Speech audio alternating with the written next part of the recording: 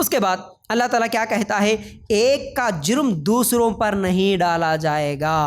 جو نیکی کرا نیکی اسی کو ملے گی، تو جو گناہ کرا گناہ بھی اسی کو ملے گا۔ انہوں گناہ کرے تو ان کے گناہ ان کے اوپر نہیں ڈالے جائیں گے، انہوں کرے سے گناہ ان کے اوپر نہیں ڈالے جائیں گے۔ یاد رکھو اس مسئلے کو بھی۔ وَلَا تَزِرُ وَازِرَةٌ وِزْرَ أُخْرَىٰ، اللہ تعالیٰ کہتا ہے، یہ سورہ انعام آیت نمبر 164 والی آیت ہے کہ اور کوئی کسی دوسرے کا بوجھ نہیں اٹھائے گا قیامت کے دن۔ قیامت کے دن ایک دوسرے کے بوجھ نہیں اٹھائیں گے۔ انہوں گناہ کرے تھے تو ان کے گناہ نکال کے ان کے سر پہ ڈال دیے جائیں، اور انہوں گناہ کرے تھے تو ان کے گناہ نکال کے ان کے سر پر ڈال دیا جائے، ایسا نہیں ہوگا۔ جو جتنا گناہ کرا اس کے گناہ اس کو ملیں گے، اور جو جتنی نیکی کرے ان کے نیکیاں ان کو ملنے والی ہے۔ پھر اسی طرح ایک اور بہترین حدیث صحیح مسلم میں قیامت کے دن کیا ہوگا یاد رکھو، اللہ کے رسول صلی اللہ علیہ وسلم فرماتے ہیں، جو شخص کسی کو ہدایت کی طرف بلائے، ہدایت کی طرف دعوت دے، اسے ان لوگوں کے اجر و ثواب کے برابر ثواب ملے گا، اور جو اس کی اتباع کریں گے، اور اتباع کرنے والوں کے اجر میں کوئی کمی نہیں کی جائے گی، اور جو لوگ گمراہی کی طرف دعوت دے اسے ان لوگوں کے گناہ کے برابر گناہ ہوگا، کوئی کمی نہیں ہوگی۔ اب اس حدیث کو ذرا سمجھنے کی کوشش کرو، کیا بول رہے اللہ کے رسول صلی اللہ علیہ وسلم؟ اگر تم کسی کو نیکی کی طرف بلائے، اگر تم کسی کو اچھائی کی طرف بلائے، ہدایت کی طرف بلائے، کیا ہوگا جی؟ مثال کے طور پر کوئی نمازی نہیں تھے آپ کے رشتہ داروں میں، آپ کے پڑوسیوں میں، آپ اس کو سمجھائے، آپ اس کو نماز کی دعوت دیے، اب وہ نماز پڑھنا شروع کر دیے۔ اب خواتین ہیں تو کوئی بے پردہ تھے تو ان کو آپ پردے کی طرف بلائے، اب وہ پردہ کرنا شروع کر دیے۔ کسی کو قرآن پڑھنا نہیں آتا تھا، آپ ان کو قرآن سکھا دیے، اب وہ قرآن پڑھنا شروع کر دیے۔ اگر کوئی شرک میں مبتلا تھے، آپ ان کو توحید کی دعوت دیے، اب وہ شرک چھوڑ دیے، درگاہ پرستی چھوڑ دیے، تعویذوں کو نکال دیے، اب وہ توحید پہ آ گئے۔ تو اب پہلے کیونکہ آپ دعوت دیے، آپ سکھائے، اب آپ کے سکھانے کی وجہ سے دوسرے لوگ جو عمل کریں، پھر وہ کیا کریں؟ وہ کسی اور کو دعوت دیے، پھر ان کی وجہ سے وہ بھی قرآن پڑھنا، نماز پڑھنا شروع کر دیے، برائیوں کو چھوڑ دیے، پھر وہ کسی اور کو دعوت دیے۔ اب آپ کی وجہ سے جتنے لوگوں کو ہدایت ملی، آپ کی وجہ سے جتنے لوگ نیکی کا کام شروع کر دیے، اب وہ تمام لوگوں کی نیکی اور ثواب جو پہلے دعوت دیے تھے ان کو برابر ملتے رہے گی۔ قرآن پڑھنا جس کو نہیں آتا، اس لیے میں بولتا ہوں بار بار کہ آپ کے آس پاس جتنے لوگ ہیں، آپ گھروں میں دعوت دو، آپ لوگوں کو، آپ کے پڑوسیوں کے بچوں کو، بڑوں کو قرآن پڑھنا سکھاؤ۔ بہت بڑی نیکی ہے۔ آپ کو اگر قرآن پڑھنا آتا ہے، آپ کو اگر تجوید کے ساتھ قرآن پڑھنا آتا ہے، تو آپ کیا کرو؟ پڑوسیوں کو سکھا دو جی، تھوڑا سا وقت نکالو جی، چاہے وہ بڑی عمر کی عورتیں ہی کیوں نہ ہو، جن کو نہیں آتا ان کو بیچاروں کو سکھا دو، الف با تا سا سکھا دو، جن کو سورہ فاتحہ نہیں آ رہا ان کو سکھا دو۔ تو کیا ہوگا اس کا؟ جتنے لوگ آپ سے سیکھیں گے ان تمام لوگوں کا ثواب آپ کو ملیں گا، اور ان کے ثواب میں اللہ کچھ کمی نہیں کرتا۔ ایسا نہیں ہے کہ بھائی آپ سکھا دیے تو ان کو ثواب نہیں مل رہا، نہیں، ان کو بھی پڑھنے کا ثواب ملے گا، اور ان کے برابر ثواب اللہ تعالیٰ آپ کو بھی دے گا۔ جیسا کہ دنیا میں چین سسٹم کے کئی بزنس ہوتے نا، اجی چین سسٹم میں جڑ جاؤ، بس جتنے لوگ وہ سامان خریدیں گے اس کا آپ کو بھی پروفٹ ملے گا۔ وہ ملتا یا نہیں ملتا نہیں معلوم، لیکن اللہ کے ہاں اجر ملتا۔ اس لیے کیا کرو؟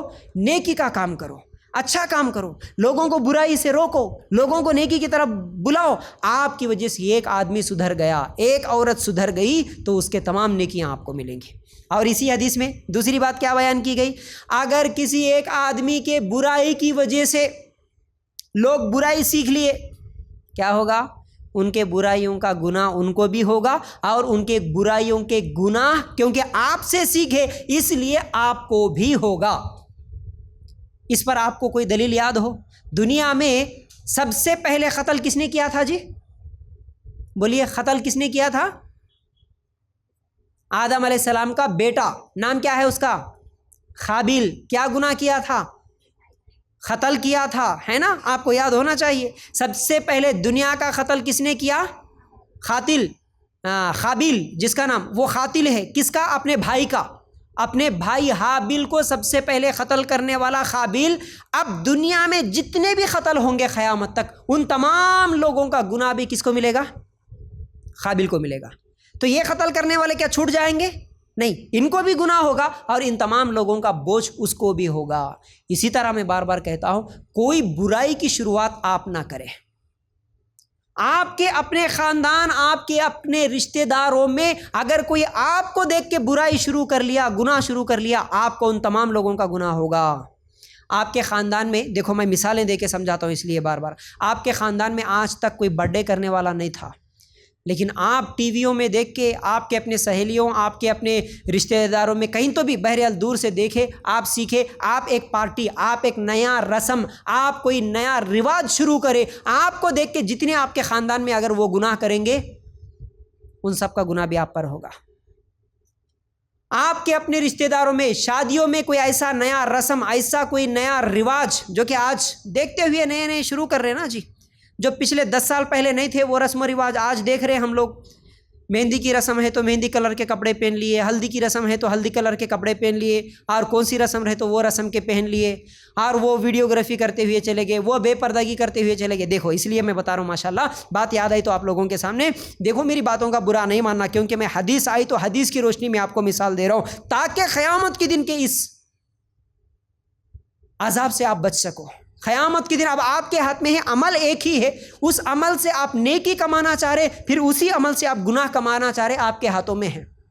ایک شادی ہے، اس شادی میں اگر آپ بے پردگی کے ساتھ گئے، عام طور پر آج جا رہے ہیں لوگ، جاتے وقت تو برقع پہن کے چلے گئے، لیکن وہاں پر جانے کے بعد برقع اتار کے پورے اپنے زیورات اور پورے اپنے میک اپ اور پورا اپنا چہرہ جسم دکھاتے ہوئے پھر رہے ہیں وہاں پر فوٹو نکالنے والا فوٹو بھی نکال رہا، ویڈیو نکالنے والا ویڈیو بھی نکال رہا، ان تمام لوگوں کے سامنے آپ دکھاتے ہوئے اپنا جسم پھر رہے ہیں۔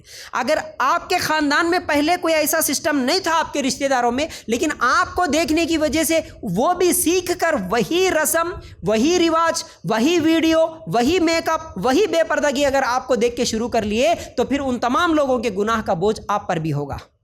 لیکن اسی شادی میں آپ گئے، لوگ کیا کر رہے جی ہم کو نہیں معلوم، ہم تو برقعے میں رہیں گے، ہم تو پردے میں رہیں گے، برقعے کے ساتھ نقاب کے ساتھ ہی جا کے وہاں پر کھانا کھائیں گے، چاہے اب وہاں پر لوگ کیسے بھی رہے، لیکن آپ کو دیکھنے کے بعد آپ کے خاندان میں یا آپ کے پڑوسی میں یا اس فنکشن میں آنے والی کسی ایک عورت کے دل میں یہ خیال آئے، ماشاءاللہ یہ باجی دیکھو جی، شادی میں آ کے بھی پردے کے ساتھ ہے، شادی میں آ کے بھی برقعے کے ساتھ ہے، یہ کیسا ویڈیو سے بچ رہے، یہ کیسا بے پردگی سے بچ رہے، یہ سوچ کے اگر کسی ایک عورت کے دل میں خیال آئے اور نیکسٹ ٹائم وہ بھی برقع پہننے والے بن جائے، تو ماشاءاللہ اس کی نیکی کا بھی ثواب آپ کو ملے گا۔ فنکشن ایک ہی ہے، اب وہاں سے تم نیکی بھی کما سکتے، وہاں سے تم گناہ بھی کما سکتے۔ اب یہاں پر آئے، ماشاءاللہ آپ اتنے لوگ یہاں پر آج جمع ہوئے، اگر آپ کے پڑوسیوں میں، آپ کے فرینڈس میں، آپ کے رشتہ داروں میں یہاں پر آنا، یہاں پر کیا ہوتا ہے نہیں معلوم تھا لوگوں کو، آپ فون کریں، جیسے آپ کے فنکشنوں میں، آپ کے گھروں میں کوئی کام رہے تو بار بار فون کر کے آپ بلاتے، اسی طرح آپ کسی کو بلا کے لے کے آئے، یہاں پر آنے کے بعد ماشاءاللہ ان کو یہاں پر آنے کی عادت ہو گئی، ماشاءاللہ ہمیشہ آتے ہیں، ہر ہفتہ آتے ہیں، قرآن و سنت کی بات سنتے ہیں، نماز نہیں پڑھتے تھے نماز پڑھنے والے بن گئے، نیکی نہیں کرتے تھے نیکی کمانے والے بن گئے، تو یہاں پر اجتماع میں آنے کی فضیلت ان کو بھی ملی، اور ان کو دیکھ کر جتنے لوگ سدھر گئے ان تمام لوگوں کا ثواب آپ کو بھی ملا۔ صرف آپ بلائے تھے، یہاں پر آپ کال کرے تھے، صرف یہاں پر انوائٹ کرے تھے آپ بس۔ تو یاد رکھو، آپ اب اجتماعات میں بلانے والے بنیں گے، یا نہیں تو چلو جی فلاں جگہ کالج میں ایک پارٹی ہے، فلاں جگہ گھومنے کے لیے چلے جائیں گے، فلاں جگہ ڈانس کرنے کا ایک موقع ہے، فلاں جگہ ایسا ہے ویسا ہے، گناہ کی مجلسوں میں لے کے جائیں گے، آپ کی مرضی۔ آپ گناہ کی مجلسوں میں لے جائیں گے تو ان تمام لوگوں کا گناہ آپ کے سر پر ہوگا، آپ نیکی کی مجلس میں لائیں گے، تمام نیکی کا فائدہ بھی آپ کو ملتا رہے گا۔ یہ حدیث صحیح مسلم میں ہے۔ تو بہرحال قیامت کے دن اللہ تعالیٰ ایسا ثواب دیتا۔ دیکھو، ہم محنت نہیں کرے، ایک مرتبہ محنت کر کے چھوڑ دیے، قیامت تک جتنے لوگ اس محنت کو آگے جاری رکھیں گے ان تمام لوگوں کا ثواب ماشاءاللہ ملتا رہے گا۔ کتنا بہترین کام ہے، کتنا بہترین کام ہے۔ اگر ہم سوچیں گے ہمارے مرنے کے بعد بھی ہمارے کو نیکی ملنا بولے تو ایسے کام کرنا، ایسا علم سکھا کے جاؤ، ایسے تقریر کر کے جاؤ، ایسے آپ کے گھروں میں اجتماع کر کے جاؤ۔ آپ کے گھروں میں آپ کیا کریں؟ کچھ بھی نہیں کریں، آپ کے پڑوسیوں کو 10 15 20 لوگوں کو جمع کر لیے، اجتماع کا ایک سسٹم شروع کر دیے۔ ماشاءاللہ آپ کے گھر میں اجتماع سننے کے لیے آنے والے لوگ جب نمازی بن جائیں گے، آپ مر بھی جائیں گے لیکن یہ سسٹم شروع ہے تو ماشاءاللہ ان تمام لوگوں کا ثواب آپ کو ملیں گا جی۔ تو اگر ایسے مثالیں دوں تو ہزاروں مثالیں دے سکتا ہوں۔ تو یاد رکھو، مرنے کے بعد بھی ثواب ملنے کے یہ کام ہے۔ ایسے کام کرو جو کہ میں مر جاؤں لیکن مجھے اجر ملتا رہے، اس کا ثواب ملتا رہے، ٹھیک ہے۔